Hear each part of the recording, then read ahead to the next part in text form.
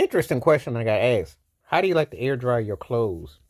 Do you like it um, on clothes hangers, the drying machine, or do you like to open up your windows and fold them and have them in the middle of a room? Um, air drying your clothing. Which one do you prefer? And it depends on where you live. Depends on the conditions. Old school used to have clothes out before people started jacking people's clothes. Don't get me started on that.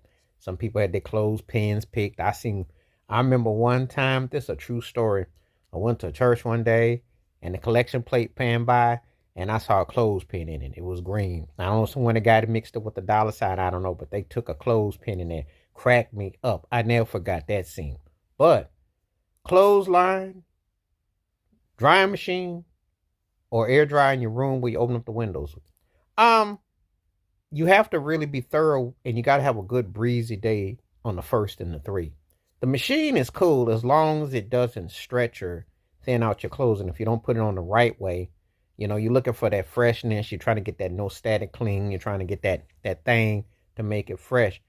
There's different approaches to how to do this. Now, if you're going to do it with the window method, you have to have the machine, a dehumidifier probably, and you have to have the fans circulating, and then you get for certain delicates, because delicate clothing is the one, believe it or not, that is the most, what I want to say, can be problematic, because you have to get that freshness to go through and everything. Whereas slacks and jackets and stuff, you can kind of wing it with that, but it's the delicates that are really detailed if you're going to do it the window method. Obviously, if you got it outside and then wind is blowing, it's real breezy, and you give it a good route or weight, it will come out cool, you know.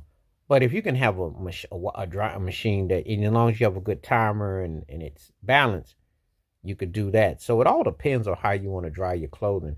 Different people have different ways, different agendas, and different things tend to hit with that. So it's all, sometimes it's subjective. It all depends on which way you want to go about it.